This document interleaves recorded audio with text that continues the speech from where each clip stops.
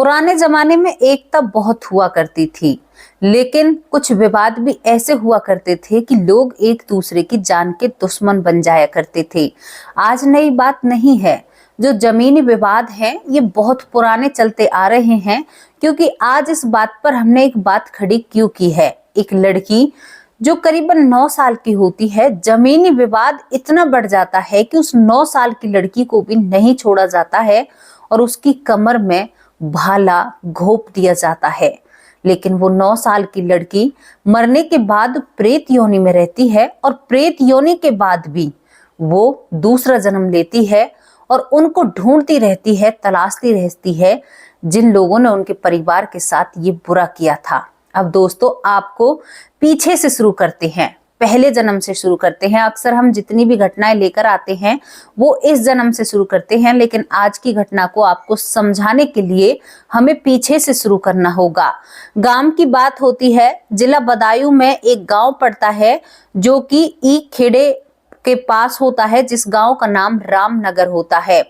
रामनगर में 2 भाई रहते हैं, एक का नाम भागमल होता है और एक का नाम रूरा होता है। रूरा और भागमल 2 सगे भाई होते हैं। अब इनकी संतानें होती हैं। रूरा पर 4 बेटे थे और भागमल पर 3 ही बेटे होते हैं। उस समय संतानें भी बहुत कोई रोक टोक नहीं थी। जैसे अब जनसंख्या बढ़ रही है तो अब बहुत ध्यान दिया जाता है। और दोस्तों, ये बहुत पुरानी बात होती है। अब यहाँ पर जब 2 घरों में ये एक था बिल्कुल, लेकिन कुछ जमीन के टुकड़े के ऊपर अक्सर रूरा और भागमल में थोड़ी बहुत बातें हो जाया करती, लेकिन भागमल हमेशा ये कहकर टाल दिया करता कि कोई बात नहीं, भाई भाई तो है, आगे चलकर सब सुलझ जाएगा। अब इनके जो 4 बेटे थे और 3 बेटे थे ये जवान हो जाते हैं, सभी की शादी हो जाती है। दोस्तों, शादी जब होती है तो यहाँ पर जो भागमल है इसके एक ही बेटे की शादी हो पाती है, 2 बेटे बिना शादी को होते हैं। लेकिन जो रूरा था उसके 4 बेटों की शादी हो जाती है और 4 बेटों की ही बहुएं आ जाती हैं। अब यहाँ पर ये विवाद बढ़ने लगा था, क्योंकि रूरा के जो बेटे होते हैं वो ज्यादा होते हैं और भागमल के बेटे जो 3 होते हैं, अब उस जमीन के ऊपर विवाद होता है। विवाद इतना बढ़ जाता है क्योंकि रूरा का जो परिवार है वो तो काफी बड़ा होता है और भागमल के परिवार में एक ही बेटे की शादी हुई थी और उस बेटे की 2-3 बच्चे थे, 3 लड़के थे और एक लड़की थी। लड़की का नाम दुलारी होता है। बहुत पुरानी बात होती है।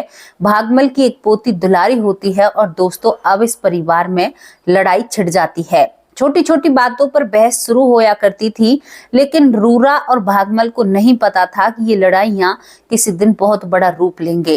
अब उस जमीन के टुकड़े पर लड़ाई चल रही थी और इतनी जोर से लड़ाई होती है कि आज मरने मारने पर बात थी। रूरा के जो 4 बेटे होते हैं, उनकी बहुएं होती हैं, सभी एक तरफ खड़े हो जाते हैं और भागमल का एक मुट्ठी भर परिवार होता है। दोस्तों, दोनों में विवाद छिड़ता है और दोनों परिवार में घमासान लड़ाई होती है। ऐसी लड़ाई होती है कि भागमल के 3 बेटे उस लड़ाई में मारे जाते हैं। भागमल के 3 पोते और 1 पोती, जिसको भी खत्म करने का पूरा इरादा होता है रूरा के परिवार का, और यहाँ पर भागमल के 2 पोतों को भी मार दिया जाता है। जो भागमल की एक पोती होती है जिसका नाम दुलारी होता है, वो एक छप्पर के पीछे लुबकी हुई डर के कारण बैठी हुई होती है।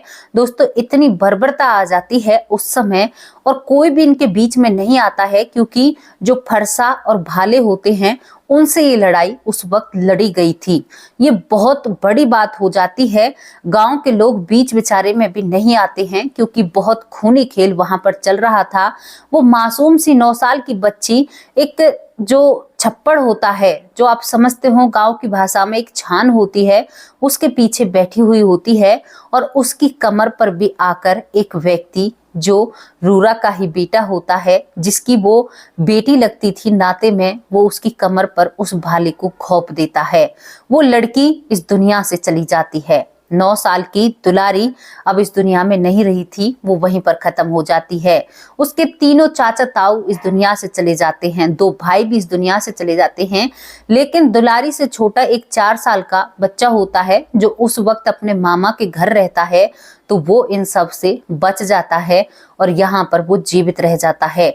लेकिन दुलारी बताती हैं इस जन्म में वो आज जीवित हैं और एक बहुत अच्छी जिंदगी बिता रही हैं। हालांकि इस वक्त उनके पति नहीं हैं, उनके बच्चे हैं, वो अपने बच्चों को पालती हैं, खेती बाड़ी करती हैं और बहुत अच्छे से जीवन गुजारती हैं। अब हम आपको आगे भी बताएंगे। अब इसके बाद क्या होता है, जिस छप्पर के पीछे दुलारी को मारा गया था वो वहीं पर प्रेत बनकर रहने लगती है। वो सभी को देखती है, इनके ऊपर कानूनी कार्रवाई भी होती है, कानून का डंडा घूमता है, लेकिन घर में कोई बचा ही नहीं था। कानून में कौन इनके खिलाफ केस करे, कौन क्या करे, ये बहुत आसानी से इन सब चीजों से निकल आते हैं। उस वक्त कानून का भी इतना दबदबा नहीं था, ना ही तो सोशल मीडिया था, बहुत पुरानी बात होती है। और दोस्तों, इस परिवार का जो रूरा का परिवार होता है, इसका कुछ भी नहीं होता है। यहाँ पर भागमल के परिवार का जो घर था, जहाँ पर एक छप्पर भी था, पुराना घर था, उसे छोड़ दिया जाता है। बाकी जितनी भी जो प्रॉपर्टी होती है भागमल की, वो सभी रूरा का परिवार ले लेता है और ये परिवार अच्छे से जिंदगी बिताने लगता है। जो दुलारी होती है वो प्रेत बनकर सभी देख रही थी। 9 साल की बच्ची थी, कुछ समझ में उसके नहीं आता है। कई बार वो सोचती भी है, लेकिन वो वहीं पर भटकती रहती है, किसी से कुछ भी नहीं कहती है। अब उसके बाद दुलारी एक हवा का झोंका आता है, क्योंकि इस खानदान में कोई रोने वाला भी नहीं बचा था। मतलब अपने ही परिवार ने मारा था, तो इस खानदान में कोई रोने वाला भी नहीं बचा था। दोस्तों, ऐसी लड़ाइयां पहले हुआ करती थी। आज हम जमाने को बुरा बताते हैं, ये कहते हैं, वो कहते हैं, लेकिन आपने वो लड़ाई नहीं देखी थी। आपने कभी सुना हो, अपने बुजुर्गों से किस्से सुने हो, जब डाकू लूटने के लिए आया करते थे, उन चीजों पर फिल्म भी बनी है, तो गांव खड़ा देखता रह जाता था। पुलिस पर भी डाकुओं का कुछ नहीं बिगड़ता था और वो एक चिट्ठी डालकर डाका डाला करते थे। ये बातें तो मैंने भी अपने घर वालों से सुनी है कि पहले चिट्ठी आया करती थी सेठ के घर कि भाई आज तुम्हारे घर हम डाका डालेंगे, और पूरे बाकायदा एक वार्निंग देकर ये काम किया जाता था और कानून कुछ भी नहीं कर पाता था। ये सारी चीजें सच हैं, इनसे हम मुंह नहीं फेर सकते और आप भी इन चीजों की जानकारी रखते हैं। अब इसके बाद क्या होता है कि दुलारी कई सालों तक वहां पर रहती है, कई सालों तक अपने उस दादा के परिवार को बसता हुआ देख रही थी, सब कुछ अपनी आंखों से देखती है। लेकिन दुलारी 9 साल से बड़ी नहीं हो रही थी, वो उसी अवस्था में भटकती रहती है। इसके बाद एक हवा का झोंका आता है और दुलारी अपने आप को दूसरे जन्म में पाती है। दूसरा जन्म इसका जिला बदाऊं में एक सिसौली इस्लाम नगर होता है, जहां के पास के ही चंदोई गांव में इसका दूसरा जन्म होता है। चंदोई गांव में दुलारी पैदा हो जाती है और पैदा होने के बाद जैसे ही पुनर्जन्म के बच्चे खास होते हैं, उसी तरह से दुलारी खास होती है। दुलारी का जन्म होता है, एक बेटी हुई थी घर में, और वो बेटी हो तो जाती है, लेकिन परिवार में ज्यादा खुशी नहीं होती, क्योंकि बेटे की चाहत थी जहां पर बेटी आ चुकी थी। एक बेटी नहीं थी, दरअसल इस घर में कई बेटियां होती हैं।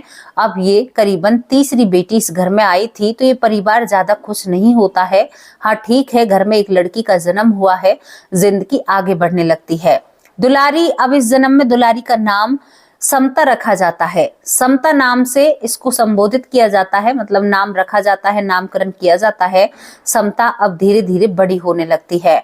समता बहुत अलग थी, वो हमेशा गुमसुम रहती। जैसे ही वो 1.5 साल की होती है तो वो किसी से ज्यादा बात नहीं करती है, और 2 साल की होती है तो वो बिल्कुल खामोश सी रहती है, क्योंकि पता था कि घर में हम बहुत सारी बहनें हैं और गरीब, ज्यादा अमीर परिवार नहीं था, किसान तबके का परिवार होता है, तो कोई इसकी बात को सुनने वाला नहीं था। लेकिन फिर भी ये बहुत ज्यादा ये कहा करती कि मुझे अपने छोटे भाई से मिलना है, मुझे छोटे भाई के पास जाना है। ये 3 से 4 साल तक वहां पर एक प्रेत योनि में रहती हैं, बताती हैं, और ये छोटे भाई से जिद करती हैं मिलने की।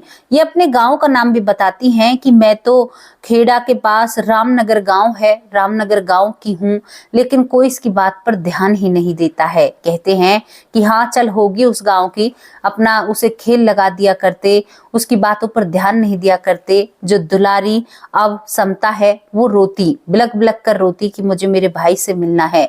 दोस्तों, इनके तार जुड़े हुए थे। जो खेड़ा गांव, मतलब जो रामनगर गांव होता है और चंदोई गांव होता है, ये आपस में इनकी रिश्तेदारी चला करती हैं।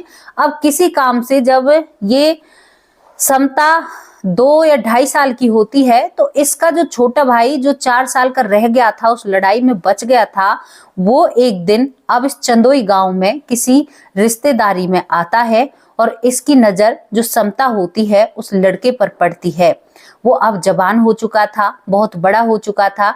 उसकी तरफ जो समता होती है वो भागती है और कहती है उसकी उंगली पकड़कर कि भैया तू कैसा है। तो यहाँ पर ये इसकी तरफ बहुत अजीब तरीके से देखता है कि कौन हो तुम। तो यहाँ पर वो कहती है कि तुम मेरे भैया हो, तुम्हें नहीं पता। वो लिपट जाती है, लेकिन जो ये भैया आया था, हम इसका नाम भी आपको नहीं बताएंगे। इसने साफ शब्दों में कह दिया था कि मैं तुम्हें नहीं जानता, तुम क्या कह रही हो। तो यहाँ पर जो समता होती है, जो पिछले जन्म में दुलारी थी, वो फूट फूट कर रोने लगती है, क्योंकि दोस्तों उस लड़के का खोट नहीं है। वो 4 साल का था, उसे ज्यादा कुछ बातें याद नहीं रहती है और वो उस लड़ाई को भी नहीं देख पाता है जो लड़ाई उसके घर में हुई थी। हालांकि उस लड़ाई के बारे में वो सुनता है, लेकिन उसे उस लड़ाई के बारे में भी ज्यादा खास कुछ पता नहीं था, क्योंकि 4 साल की उम्र में बच्चा होता ही कितना है। लेकिन राम दुलारी जो इस जन्म में, राम दुलारी जो दुलारी है वो इस जन्म में आ चुकी है समता बनकर। वो फूट फूट कर रोने लगती है कि मेरे भाई ने ही मुझे नहीं पहचाना, मैं तो इसको अच्छे से जानती हूँ। अब यहाँ पर वो भी कंफ्यूज और वो भी कंफ्यूज। अब जब भी इसका ये भाई इस गांव में उस रिश्तेदारी में आया करता, तो जो दुलारी के परिवार वाले होते हैं, समता के परिवार वाले होते हैं, वो उसे कमरे में बंद कर दिया करते, क्योंकि बहुत ज्यादा विरोध किया करती और उस व्यक्ति के चारों तरफ घूम जाया करती उस लड़के के और कहती तू मेरा भाई है, जबकि वो साफ साफ मना कर देता कि तू मेरी बहन नहीं हो सकती, मेरा तो कोई भी नहीं है इस दुनिया में। वो कई कोशिश करती है, लेकिन आज तक भी उसकी कोशिश कामयाब नहीं हो पाती है। वो एक दिन रामनगर गांव जाने का भी उसे मौका मिल जाता है जब वो बड़ी होती है, जब वो अपने उस खंडर पड़े घर को देखती है, क्योंकि उसका भाई लक्ष्मणपुर गांव में रहता है जो कि उसके ननिहाल होता है और वहीं पर उसने अपनी जिंदगी बसा ली थी। क्योंकि एक विरोध के कारण और ये खींचतानी बन रही थी, जो जमीन के ऊपर बैर बना हुआ था, इसी वजह से जो यहाँ पर दुलारी का भाई होता है 4 साल का, उसके मामा मामी नाना नानी उसे दोबारा से इस रामनगर गांव में भेजते ही नहीं है। दुश्मनी के कारण कहीं इसको ना मार दें, पूरा खानदान खत्म कर दिया है। इसी वजह से इसने अपनी घर गृहस्थी जो लक्ष्मणपुर गांव है, जो इसका मामा का गांव है, इसी में अपना घर गृहस्थी बसा ली थी, जो दुलारी का भाई होता है। अब दुलारी को एक दिन मौका मिलता है रामनगर गांव जाने का, क्योंकि ये पास ही में गांव होते हैं। तो दुलारी उस घर को देखकर फूट फूट कर रोती है, उसे सारी बातें याद आती हैं। लेकिन जो सामने का जो रूरा का परिवार था, वो आज भी अपनी जिंदगी को जी रहा था और दुलारी कहती है कि तुम कभी ना कभी तो इन सब चीजों का भुगतान भरना पड़ेगा, तुमने जो परिवार के साथ किया। लेकिन वो लोग सब बदल चुके थे, चाचा ताऊ सब मर चुके थे। अब तो आगे की पीढ़ी चल रही थी, क्योंकि उसका भाई भी काफी उम्र का हो जाता है। और दोस्तों ये कहानी इस तरह से अपना रूप लेकर चल रही थी। लेकिन एक बच्ची जो बचपन से ही उदास और मायूस हो चुकी थी, जब उसके भाई ने उसे पहचानने से मना कर दिया, आज भाई बुजुर्ग हो रहा है और ये बाल बच्चोदार है। भाई अब रहे या न रहे, इतना बुजुर्ग हो चुका है। और ये कहानी कुछ इस तरह से मोड़ लेती है, लेकिन बहुत दर्द भरी होती है, क्योंकि आप सोचकर देखिए कोई दूसरा जन्म लेकर आया है और उसके पिछले जन्म वाले ही उसे पहचानने से मना कर दे। हालांकि उसकी भी गलती नहीं है, उसने वो सब कुछ अपनी आंखों से नहीं देखा था जो सब कुछ वहां पर घटा था। लेकिन जो दुलारी और समता है, वो आज भी ये कहती है कि हाँ, मेरे पति इस दुनिया में नहीं रहे हैं, वो जवानी में ही विधवा हो चुकी हैं, उनके 3 बच्चे हैं। कहती है कि मैं खेती बाड़ी करती हूँ, लेकिन आज भी मुझे स्पष्ट याद है कि मेरे साथ क्या हुआ था। और दोस्तों जो हमने आप लोगों से भाले की बात कही थी, जो उसकी कमर में उन्होंने वो निशान भी दिखाया, आज भी कहती है कि जब से गर्भ से पैदा हुई हूँ, ये निशान के साथ मैं पैदा हुई थी और यहीं पर मुझे मारा था, यहीं पर मुझे तकलीफ हुई थी। मैं जब पैदा होती हूँ, मैं बड़ी हो रही थी, मैंने तब भी घर वालों से कहा था कि मुझे ऐसे मारा है। और जो रामनगर गांव है, वहां पर ये कहानी बहुत प्रचलित है कि एक परिवार ने दूसरे परिवार के साथ ऐसा किया था। ये सारी बातें सत्य होती हैं, लेकिन एक लड़की की बात को कोई अहमियत नहीं देता है, क्योंकि वो 3 बहनों के साथ पैदा हुई थी। उस घर में लड़का बहुत बाद में होता है तो उसकी बातों पर ज्यादा ध्यान नहीं दिया जाता। वो आज भी भावुक हो जाती हैं और फूट फूट कर रोने लगती हैं कि कोई ऐसा नहीं हुआ जिसने मुझे इंसाफ दिलाया हो या मेरे साथ सही किया हो। आज तो उनकी उम्र काफी हो चुकी है, क्योंकि 3 बच्चों की माँ है, भरी जवानी में विधवा हुई थी और वो अपने जीवन को एक भगवान की भक्ति में और सादगी भरा जीवन वो गुजारती हैं। वो कहती हैं कि लड़ाई में कभी कुछ हासिल नहीं हुआ है, लड़ने से कभी किसी का भला नहीं हुआ। मेरा परिवार जो मिट गया, हमारे पास इतनी जमीन जायदाद थी, आज वो कुछ भी नहीं है। मैं यहाँ पर जन्म लेकर भले ही आ गई हूँ, लेकिन मैंने एक ऐसे घर में जन्म लिया था जहाँ पर लड़कियों को ज्यादा अहमियत नहीं दी जाती। दुलारी अपने परिवार का ज्यादा पता ये नहीं देती है जो समता होती है, क्योंकि उसे पता है जहां लड़कियों को अहमियत नहीं दी जाती वहां पर अगर ये बात ज्यादा फैलेगी तो वो लोग क्या कहेंगे। इन्होंने बिल्कुल बहुत ही एक विनम्र हमसे एक प्रार्थना की है कि मैं कहानी समाज के सामने इसलिए लाना चाहती हूँ क्योंकि मेरे दिल के अंदर आज भी एक टीस है। मेरे माँ बाप, मेरे भाई, कोई भी नहीं रहा। मेरा एक भाई है, उसकी संतान आगे चल रही है।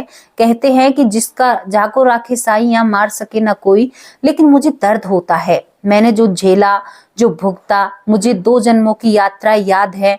आज मैं उन्हें याद कर कर भी याद करना नहीं चाहती, लेकिन दुख मुझे कहीं ना कहीं बहुत ज्यादा होता है। दोस्तों, ये स्टोरी बहुत भावुक करने वाली थी और बहुत ही ज्यादा ऐसी है कि जिसका कोई तोड़ नहीं निकला। हम जितनी भी स्टोरी आप लोगों के सामने लेकर आते हैं वो तोड़ तक, मतलब समाप्ति तक, इस कहानी की कोई समाप्ति नहीं है, क्योंकि किसी को इंसाफ ही नहीं मिला, किसी के साथ अच्छा ही नहीं हुआ। जिसने बुरा किया वो अच्छे से रह रहे हैं। उस समय के उनके केस सब कुछ सही हो गए। यहाँ पर वो अपनी नानी के भी घर जाना चाहती है, जो नानी का घर लक्ष्मणपुर में होता है। लक्ष्मणपुर नगरिया होती है कोई, लक्ष्मणपुर, वहां पर भी जाना चाहती है, लेकिन घर वालों ने बिल्कुल साफ कह दिया था कि तुम इन बातों को याद नहीं करोगी। उसे धमकाकर पीटा भी जाता है, डांटा भी जाता है। और वो आज तक बताती हैं कि जब मेरे साथ प्रभु ने ही नहीं सोचा तो मैं सब कुछ उस पर ही छोड़ देती हूँ। मुझे याद है, कोई बात नहीं, लेकिन अब मैं इन बातों को ज्यादा कथना, ज्यादा फैलाना नहीं चाहती। लेकिन मैं समाज में सच्चाई रखना चाहती हूँ कि किसी के साथ बुरा नहीं होना चाहिए। उससे जो बीतती है वही जाने। और लड़ाई में बिल्कुल भी कुछ भी नहीं रखा रहता। अगर मेरे माँ बाप उस टुकड़े को दे देते जमीन के, तो शायद हमारी गृहस्थी और तरीके की होती और मेरा जीवन एक खुशहाल जीवन होता।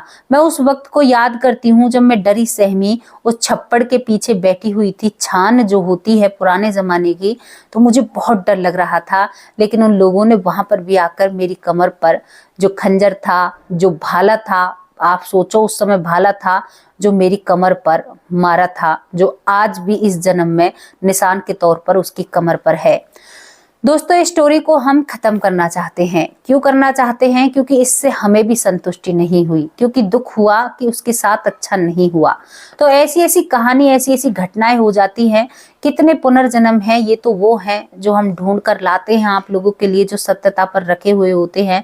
ऐसे भी पुनर्जन्म है, जैसे इस लड़की का, इस महिला का, तो इसको महिला ही कहेंगे, इसका पुनर्जन्म दब गया। किसी ने इस पर सवाल खड़े नहीं किए, जान पहचान नहीं निकाली, क्या हुआ क्या नहीं हुआ। हालांकि ये एक तरफा बताती भी है कि जो दुश्मनी थी बहुत बड़ी थी गांव में। आपने एक किस्सा सुना होगा यूपी में ही, कि एक लड़के ने जेल से निकलने के बाद करीबन 8 लोगों को शूट किया था लगातार। आपने वो किस्सा सुना है। तो ये चीजें पहले से ही चलती आ रही हैं और पता नहीं युगों तक चलती रहेंगी। इस पर आपकी जो भी राय है अपनी राय कमेंट बॉक्स में जरूर रखना। कल फिर हाजिर होंगे किसी सच्ची और अच्छी स्टोरी के साथ। अब आप लोगों से विदा लेते हैं। नमस्कार, जय हिंद, जय भारत।